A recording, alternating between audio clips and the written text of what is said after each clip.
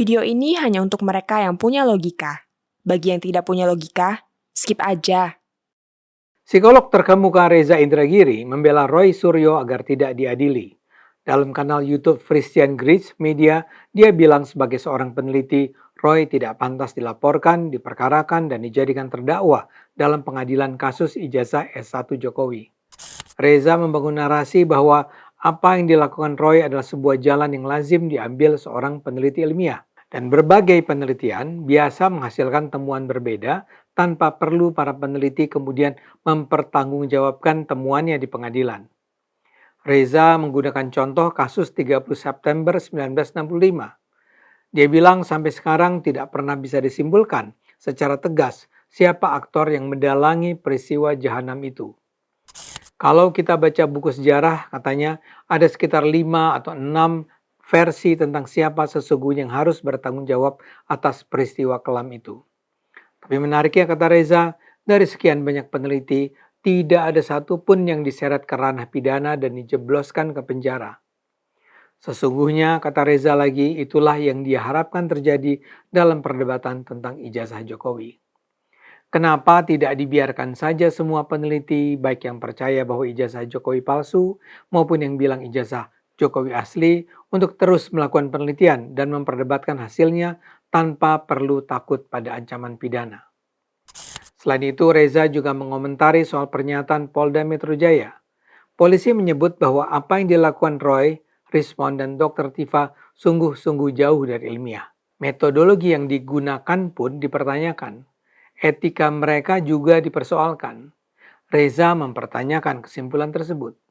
Menurut Reza, kalaulah kesimpulan polisi itu benar, harus dipertanyakan penyimpangan dan kekeliruan apa yang sudah dilakukan Roy dan kawan-kawan. Reza menyebut dua istilah, scientific error dan scientific misconduct. Kata dia, apakah Roy dan kawan-kawan melakukan scientific error, yaitu kesalahan di teknik dan metode penelitian ilmiah, atau Roy melakukan scientific misconduct, yaitu kesalahan seperti mengubah hasil penelitian, mencocok-cocokkan hasil penelitian sesuai dengan kepentingan peneliti, atau melakukan plagiarisme. Nah, kata Reza, Polda tidak pernah menjelaskan tipe kesalahan mana yang dilakukan Roy. Tapi terlepas dari tipe kesalahan yang mana, seharusnya, kata Reza, bila ditemukan adanya kesalahan, diikuti saja tradisi dalam dunia akademik. Misalnya, sanksi etik berat dalam bentuk pemberhentian oleh universitas di mana peneliti mengabdi, atau pemberhentian oleh himpunan tempat peneliti bernaung. Kata Reza, pemidanaan semacam ini akan memunculkan trauma pada para cerdik cendekia. Mereka tidak akan berani lagi melakukan penelitian yang terkait dengan orang tenar. Ada kengerian, keengganan, ketakutan. Sanksi yang seharusnya diberikan pada Roy, Tifa, dan Rismond adalah sanksi etik atau akademik, kata Reza.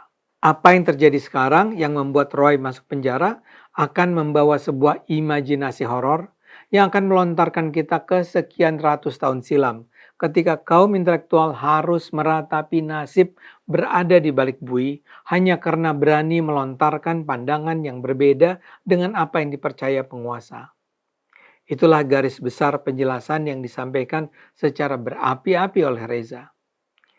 Jelas, Reza ingin mengarahkan pandangan publik bahwa pengajuan Roy dan kawan-kawan ke sidang pengadilan adalah salah. Roy mungkin saja salah mengira bahwa ijazah Jokowi palsu, tapi penelitian mengenainya tidak layak untuk dianggap sebagai kejahatan yang harus dibayar dengan hukuman penjara. Buat saya, penjelasan Reza ini mengherankan dan mengada-ada. Saya sebenarnya termasuk orang yang mengagumi Reza sebagai psikolog. Dia itu pintar, kritis, dan pintar menyampaikan pandangannya secara jernih. Tapi kali ini dia seperti membanting begitu saja keahliannya ke atas lantai sehingga pecah berkeping-keping. Saya tidak mengerti mengapa Reza sampai berpikir selemah itu. Izinkan saya untuk menunjukkan kesalahan logika Reza serta kesimpulan yang akhirnya ia ajukan. Kesalahan utama Reza adalah ia menganggap dan percaya bahwa Roy dan kawan-kawan memang melakukan penelitian. Padahal tidak ada satupun bukti yang menunjukkan bahwa mereka memang sedang meneliti. Sebuah penelitian selalu didasari pada fakta-fakta tertentu yang menyebabkan kita merasa bahwa sebuah objek tertentu perlu diteliti. Sebagai contoh, Siapa dalang G30S PKI perlu diteliti karena bukti-bukti menunjukkan bahwa setelah G30S PKI berlangsung, ratusan anggota, simpatisan, dan keluarga PKI dibunuh. PKI sendiri dibubarkan dan Presiden Soekarno diturunkan. Karena itu penelitian dilakukan antara lain untuk membuktikan bahwa yang mendalangi peristiwa ini adalah mereka yang memperoleh kekuasaan pasca G30S, yakni Soeharto dan kawan-kawan. Dan sampai akhir penelitian pun para ilmuwan tersebut tidak pernah menyatakan bahwa Soeharto pasti adalah dalang peristiwa. Ini berbeda sekali dengan tuduhan kasus ijazah palsu Jokowi. Roy dan kawan-kawan tidak pernah menunjukkan mengapa kita semua harus meragukan keaslian ijazah Jokowi. Mereka tidak pernah bicara soal indikasi-indikasi yang membuat mereka merasa bahwa keaslian ijazah Jokowi harus diragukan. Bahkan setelah UGM sendiri menyatakan ijazah Jokowi asli, polisi menyatakan ijazah Jokowi identik dengan ijazah pembanding, Jokowi ikut dalam 5 kali pemilihan umum di Solo dan Jakarta, ada para rekan sejawat Jokowi di UGM menyatakan Jokowi memang mahasiswa di sana, dan seterusnya dan seterusnya. Roy sama sekali tidak memberikan bukti pembanding untuk mengkaunter segenap pengakuan itu. Kalau Roy tetap melakukan penelitian, ya sebenarnya boleh-boleh saja. Masalahnya, geng Roy ini sudah dengan sangat yakin menyatakan bahwa ijazah Jokowi palsu tanpa mengungkapkan hasil penelitian mereka. Dan kesimpulan ijazah Jokowi palsu itu seolah mereka ambil saja dari tiupan angin yang melalui kediaman mereka. Jadi di mana letak penelitiannya? Sejauh ini yang kita tahu mereka hanya mempelajari sebuah fotokopi ijazah Jokowi yang beredar secara umum. Itu kan sama sekali tidak bisa diandalkan. Mereka sendiri berulang kali menuduh Jokowi tidak pernah memperlihatkan ijazah S1-nya. Ya lantas bagaimana mereka bisa menyimpulkan ijazah Jokowi palsu kalau mereka tidak melihat dan mempelajari langsung ijazah tersebut? Ini semua jelas menunjukkan bahwa Roy memang tidak pernah melakukan penelitian ijazah Jokowi. Karena itu saya tidak paham mengapa Reza memandang Roy Suryo dan kawan-kawan sebagai peneliti. Terlebih lagi, hampir semua orang yang kini jadi terdakwa itu tidak memiliki rekam jejak peneliti ilmiah. Coba saja browse nama Roy Suryo di internet. Dia memang doktor lulusan Departemen Ilmu Komunikasi UGM. Tapi ini tidak berarti dia adalah seorang ilmuwan yang melakukan penelitian ilmiah di luar disertasinya tentu saja. Ketika saya tanya soal Roy pada ChatGPT, jawaban yang diberikan, saya kutip saja ya.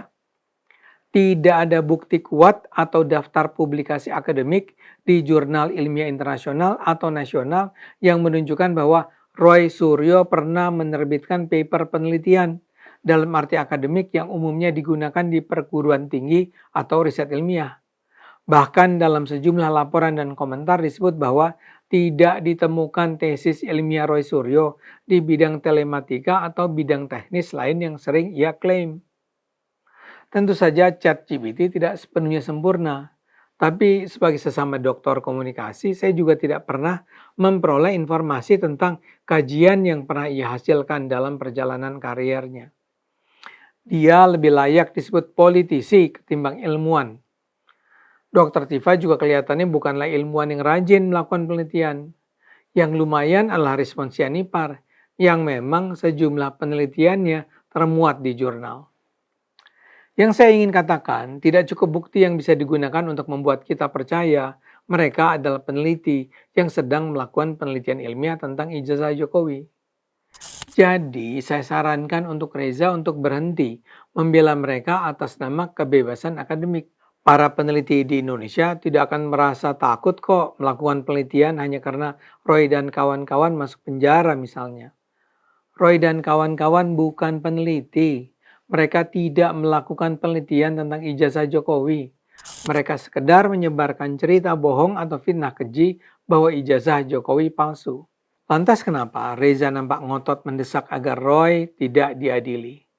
Ya mungkin saja karena mereka sama-sama anti Jokowi, atau mereka datang dari grup yang sama, atau karena alasan yang lain. Bagaimanapun saya harapkan Reza sendiri bersedia kembali jadi ilmuwan berintegritas. Janganlah membela para pembenci Jokowi yang melecehkan dunia akademik. Ayo gunakan akal sehat, karena hanya kalau kita gunakan akal sehat, Indonesia akan selamat.